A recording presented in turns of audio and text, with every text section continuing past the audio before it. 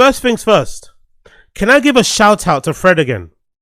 Can we give a shout out to Fred again? Fred again gets a lot of hassle. Fred again gets a lot of, criticism because of his background and his upbringing, which is not his fault, right? I think you go on Fred again's Wikipedia, and unfortunately for him, his Wikipedia is full of URLs and, and underlying texts and stuff, right? Because of his connections. I think he's related to like Brian Eno or something, right? Or Brian Eno, however he pronounces his name. Apologies to the legend that is Brian Eno and some other people, right? So he's got his connections. You go in his profile and it's all green lines, right? It's all these these like underlines that kind of let you know that this guy's for real, right? And I think the particular part that annoys people is this bit here, right? That says Gibson, which is his real surname, was born 1993 in Balham, London. He's second cousin of the barrister Charles Anthony Warneford Gibson and Mary Ann Frances Morgan. Gibson's father is descended of the Huntingdonshire gentry, and his mother's ancestry includes the Earl of Dundonald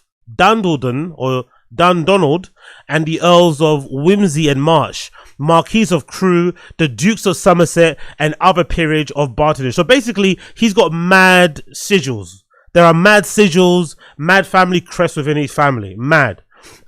His mother is the eldest daughter of the diplomat John Morgan and Fiona O'Neill, who was the only daughter of the marriage of British socialite Anne Cartez and Anglo-Irish aristocrat and financier Shane, 3rd Baron of O'Neill. From 2006 to 2011, Gibson attended Marlborough College, which was a private boarding school in Wiltshire. So all of this background gives people ammunition to kind of hit, Fred again with arrows, because he's had a privileged upbringing. Life has been, he was dealt with a good set of cards, things that he couldn't control, blah, blah, blah, blah.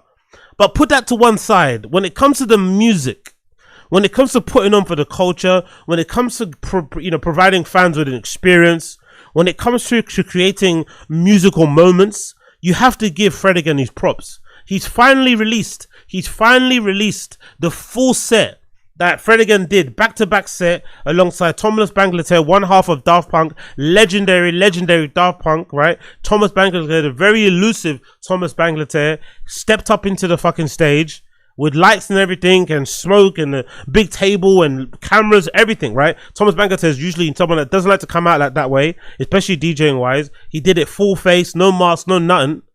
And fucking Fred again got him out for his USB show over there at Alexander Palace, last month or so. I know Fred again gets a lot of hate. I know Fred again is somebody that a lot of people find it hard to like, but let's give Fred again his props.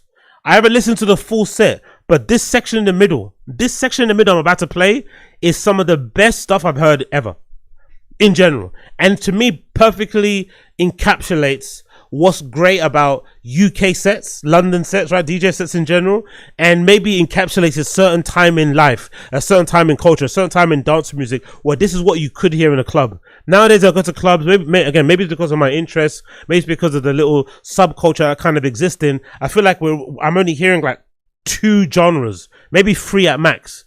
But at the peak of London club culture, you could go on a night out and you'd hear 7, 12, 18 different fucking genres played in one night. And it'd all be seamless. It'd all be seamless. You wouldn't be like, oh yeah, this is the R&B hour, this is the hip hop hour, this is the bashment era, this is the drum and bass. No, it would be seamless. It'd be going from left to right, left to right, left to right. And you have to give Fred again props for restoring that feeling at his USB 002 event. He absolutely killed it. This is a recording from the 27th of February. I'm going to play my favorite section so far. It's like a 2-hour live, it's a 2-hour recorded stream, it's a 2-hour video recording of the set. If I'm not mistaken, the actual live show, he very much encouraged people to not take videos on their phones and just be in the moment. And they captured everything with cameras in the arena anyway, and they've been drop feeding, releasing it over the last couple of days and so. And this is the final piece that everyone was waiting for. He's finally dropped it, and I'm gonna tell you, it's worth the wait. This section here in the middle is absolutely heavenly, and to me, gives Fred again all the praise, all the props for pulling Thomas Bangalter out from his house, for getting him out from the shadows, from getting him out from underneath that mask and that helmet, and giving us this set. This is fucking incredible. Thomas Bangalter and Fred again, back to back, Alexander Palace. The revolution won't be no rerun, brothers. The revolution will be live. Peace up, A-Town. Come on. That's why he's Thomas Banglater, man. That's why he's Thomas Banglater. You dumb. Do you remember back in the day when you'd be DJing, right? Do you remember back in the day when you go on a night out and a DJ that you didn't expect? Like I remember R.I.P. Joshua Sweeney. R.I.P. Joshua Sweeney. R.I.P. Joshua fucking Sweeney. I remember back in the day when he first went to Ibiza, one of the legendary moments I remember we used to always talk about in our friendship group. They went to Ibiza and they went to go see Loco Dice play, right? This is when Loco Dice was at his pomp. Loco Dice was at his fucking pomp, at his height of his powers. And I remember them saying, all of Joshua Sweeney's friends that went to Ibiza, oh my God, you should have been there. Loco Dice was playing and he dropped a milli. This is the time when Lil Wayne's a milli was like popping as well. So he's playing this fucking deep house set, right? He's playing this deep house set and Loco Dice drops fucking a milli in the fucking mix. And he said this villa they were in, this fucking afters that they went to in Ibiza, like there was no roof because obviously open air was outside next to the pool, but this place was vibrating. People were jumping and freaking out so much. The timing was perfect. And that's what I used to love about nights out. Someone could just throw a little curveball in there. It doesn't, you don't think it should work, but it does work because it's a nostalgic tune. Everybody knows what the fuck it is. And it just lightens the mood. It makes everybody relax, makes everybody get turned up. But I remember that story of fucking Loco Dice in Ibiza dropping Lil Wayne a milli. I can only imagine what it must have been like Alexander Palace, listening to Fred again and fucking, Thomas Bangalter playing back to back. And then suddenly he drops Usher. Are you insane? You hear Usher, like you're like, huh? I know this fucking song. Everybody knows this fucking song.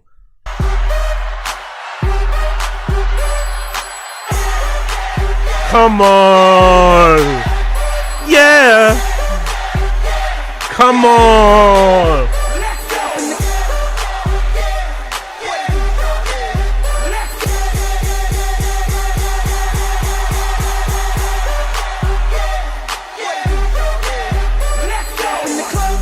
Come on! Can you imagine? And imagine this is a Fred again event, right? I'd imagine, again, bear with me and give me all the grace here. But I would imagine most of Fred again's fans are of the male persuasion, right? Most of Fred again's fans are of the male persuasion. They have nuts, Most of Fred again's fans have nuts. But there probably is a very dedicated and hardcore amount of like female fans of Fred again. There might even be some gay fans of Fred again out there. I don't know if there are, because I think, Fred again might be a little bit too straight for the gays. But there might be some girls and some gays out there like Fred again, who might be there in the audience, loving the event, liking it, but it's a little bit straight for them. Then suddenly Thomas Banger there plays a bit of Usher. This is what DJing used to be about. DJing used to be about like, hey, I'm going to make sure everybody on the dance floor is fed.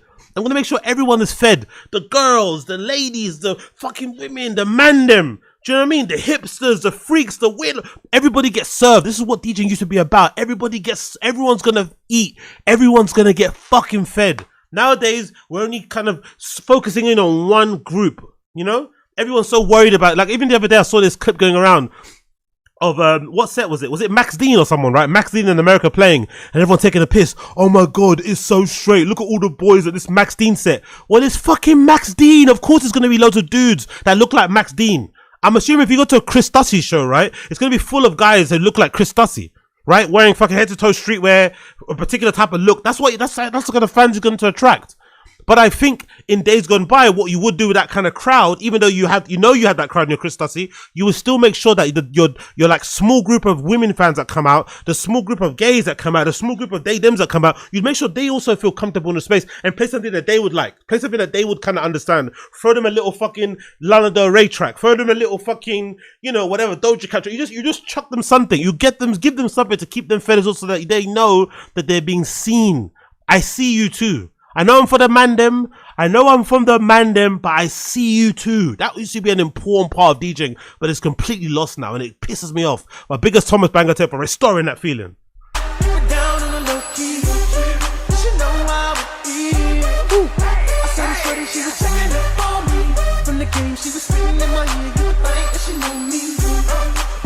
Come on! Just imagine how that must have felt in there, bro. Just imagine how much that must have felt in there. You're going crazy. What does Fred again usually play? Like, I guess like drum and bass type sound, right? You're mostly hearing drum and bass. You might be hearing a bit of techno. You might be hearing a bit of house, a bit of garage, maybe some jungle, some electronic music, some EDM, right? And then you hear some Usher. Like, imagine how that must have felt.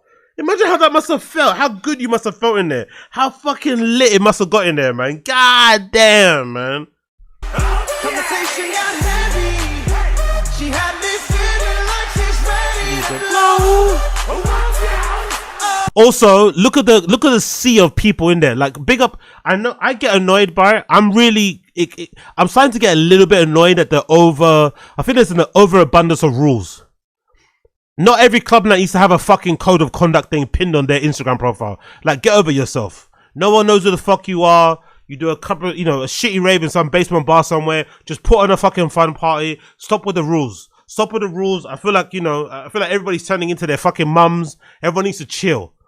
But you cannot deny that seeing an event like this pop off with the whole sea of people who are just raving and having a good time and not just standing there with their phones up in the air is actually quite nice to see. And it actually adds to the atmosphere. Because I very much doubt the people that went there are going to say, you know what, it wasn't worth the money. You know what, I didn't have a good time. I don't think they did, because that dance floor looked packed from the moment it started to the moment it ended.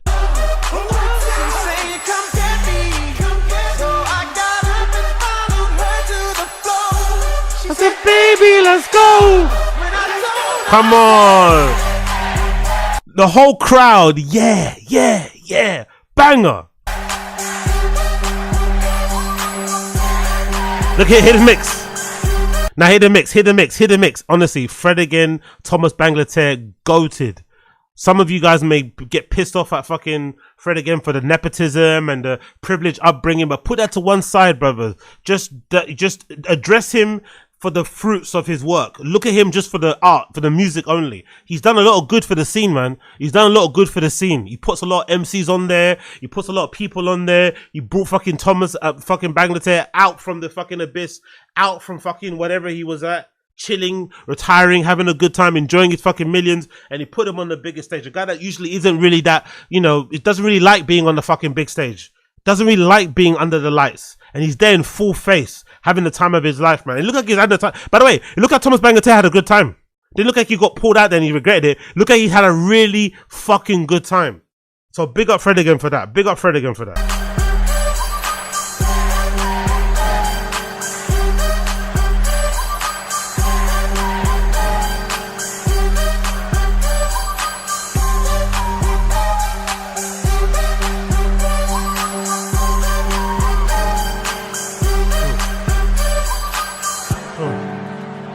Yeah. Also, by the way, small little thing, but I wonder going forward if we're going to have more DJ tables on stage with no cloth covering it. I think there's something that it feels more connected to the stage, because obviously the stage is elevated, which I don't usually like, but in this case it works. But I think it's really important to have a stage where there's no cloth and no black sheet over the fucking DJ table, because it allows you to see the legs of everyone that's DJing. If it makes you feel more connected, there's not like a barrier in between. I don't know, little tiny thing, but I noticed that kind of worked really well there. The revolution will not be televised, will not be televised, will not be televised, will not be televised. The revolution will be no rerun, brothers. The revolution will be live.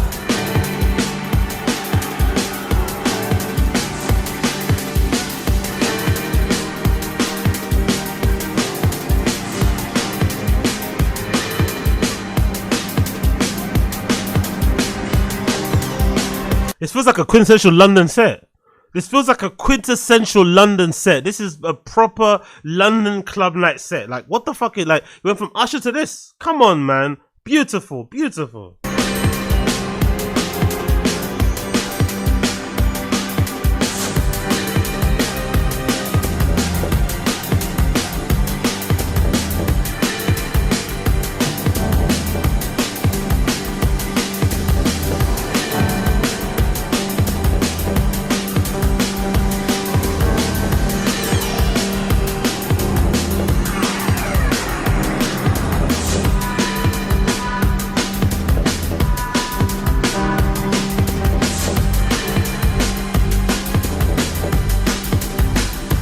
Honestly, this whole set, listen to it on fucking YouTube. It's fucking banging. Production as well is fucking beautiful. I love these sheets that they have hung in the fucking, on the ceiling, on the roof of this flipping place that they're at. And the waves and then all the blowing and shit. It looks magical. It's very, again, the production isn't that crazy in terms of LEDs and big screens. You've got fucking lights, spotlights on the stage. You got this massive sheet there, probably wind blowing in different directions, that's hung off the ceiling and shit. There's not crazy production, but it works really great. It kind of fully immerses you in that space. You're completely disconnected from the outside. No phones, no nothing. Everyone's going crazy. Love it, man.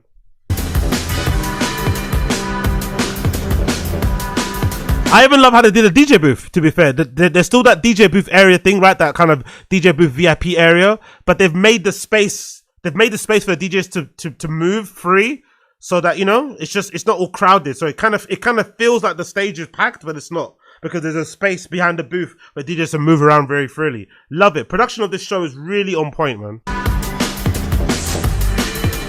Hey.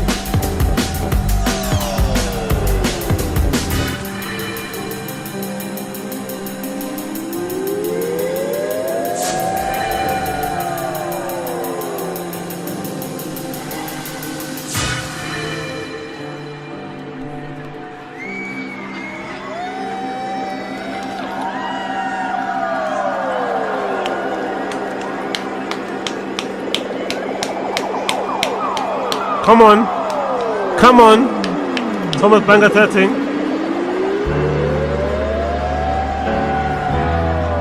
Listen, come on, man. I'm crying, bro. If I was there on that dance floor with a fucking packet burning a hole in my fucking corner of my pocket, I was off the shits of the adult vitamins and shit. Had a couple of pals next to me. Doesn't matter if they're actual pals or pals that you met on the dance floor or pals you met in the toilet cubicle, sharing some fucking jokes left to right. I am there, arms over shoulder, fucking singing this song next, crying. Honestly, this is magical shit. Magical shit, bro. Look at the musical journey you're getting taken. Look at the emotions. Look at the roller coaster you're getting taken on, man. Fucking hell. I'd be on that dance floor sobbing, singing this song word for word, top of my fucking lungs.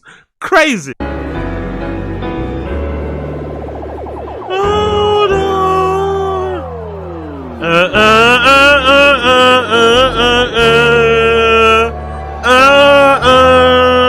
Come on. Honestly. Hold on. Hey. Hold on. If love is the answer to wrong, hold on. Come on. Come on, bro. Come on. You cannot tell me this is not a 6 set. I know some of you guys get annoyed. Fred again rich, Fred again privileged, Fred again this. But just focus on the music. Look at this moment he's created for people.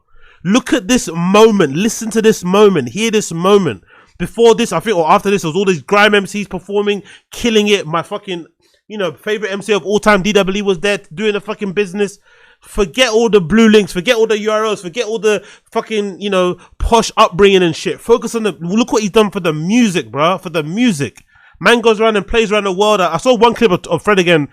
Was it somewhere in Scandinavia? He was somewhere in Scandinavia performing on a keyboard next to some river with everybody sitting on the floor watching him perform. Bro, he's bringing music to the people. Bringing rave culture to the people. Pulling people out that are not even being around him. I saw Busy P in the background, bro.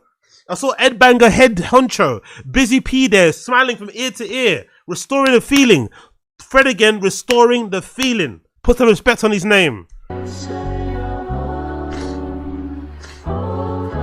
Woo! Yeah, come on, sir, you're on. Hold on. If love is the answer, you're on. Oh, wow. That's so cool. So it actually moves. I didn't say that. You're not sure you can see it, but you see this sheet that's hanging from the roof, that's hanging from the ceiling. There's actual cables. There's pulleys. There's like cables, right? That's like attached to the thing. So, and they're all pulling in different directions. That's what's creating this wave. I just thought they were hanging and then something was, windows blowing. That's all it was. There's somebody actually controlling this somewhere to create this almost like wave-like motion. There's cloud, there's sea. That is so fucking cool. So it's actually way more sophisticated than it actually looks. God damn. That's where the money comes in. That's what you should be doing with the money, right? That's what you should be doing with the money. If you've grown up with privilege, you've grown up with wealth, that's what you should be doing. You should be using that money to do fun things. Not driving fucking 17 Ferraris. Nah, take that money and put on fun shows, man. Put on some fun shows. Book your people that you want to perform. Fuck it. Do the damn thing.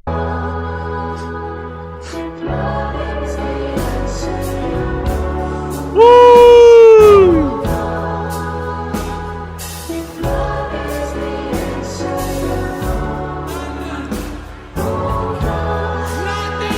Yeah.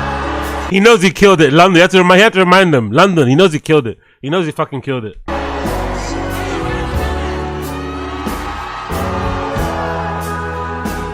This is the last night we're gonna get to play music. Thank you so much for joining us. Every single one of you. London is my favorite place in the entire world.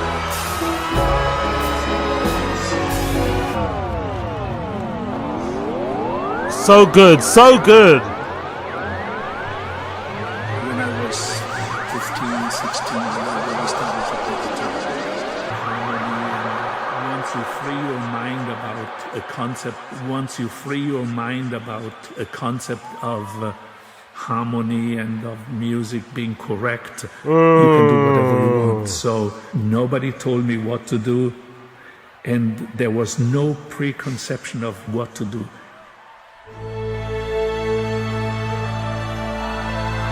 Come on. Come on.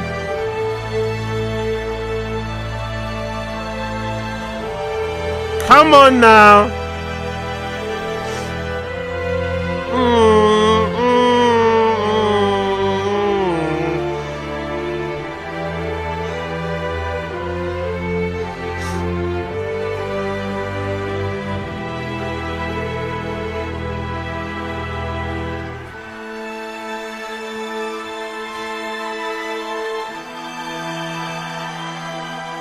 London Nights, Vibage only. Get the multivitamins out, get the packets out. Get the fucking sparkling water out. Ginger beer, whatever you got. Gargle that shit. Woo! We're flying high. We're approaching it. We're levitating. We're levitating. Let's go. Oh. Come on. Yes, we are. What are we doing? What are we doing? What are we doing?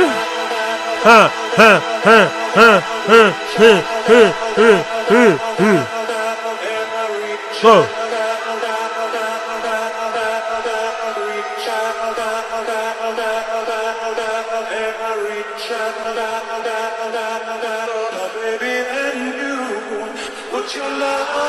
Come on!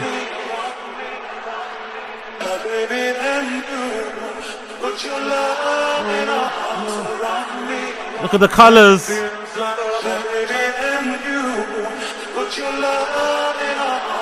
I mean, Let me hear you say. Put your love in our arms around me. And I reach out, and I reach out. too good. Standing on tables and shit. You love to hear it. By the way, we don't do this enough. By the way, we need more tables that can hold a person's weight. We don't do this enough.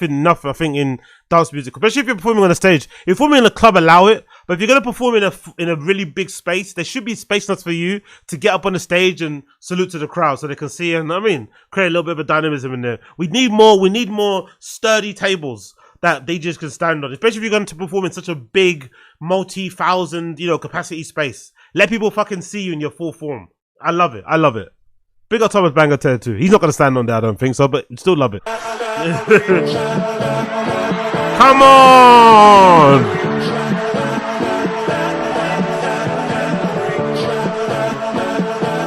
Anyway, I'll leave it there because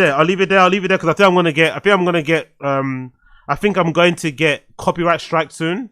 So I'll leave it there. Actually, I think I might be paused now. Did I get copyright strike already? Yeah, I knew it. So I'm going to leave it there because I'm going to get copyright striked. I don't want to get copyright striked anymore. So we're going to leave it right there. Hopefully I come back. But that was too good. I please recommend check it. Hopefully I come back. Let's see. Hopefully I can come back. Will I come back? Let's see. Will you let me come back? Come on, YouTube. Come on. Let me back in YouTube. I'm waiting for them to go because I still got that yellow bar. of death. Come on, YouTube. Let me back in. There I am. Am I back? Am I back yet? No, I'm not back yet. Come on, YouTube. Let me back in, people. Let me back in, YouTube. Am I back yet? Am I back? Let me back in. YouTube. Come on. You know you want me back in there.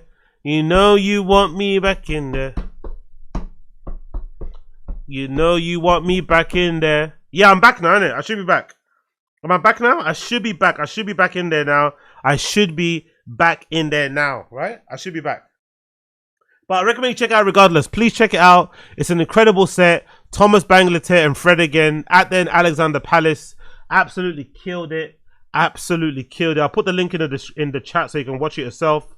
Really good set. Yo, big up big up Don Dotto. Exactly. Too much glazing. God forbid a man gives. God forbid someone is enthusiastic. God forgive somebody's enthusiastic and overly glazes. God forbid a man gets a bit excited and does a bit of glazing. God forbid a man glazes a little bit, huh? God forbid. Anyway, let's move on. Big up Fred again. Big up Thomas Banglater.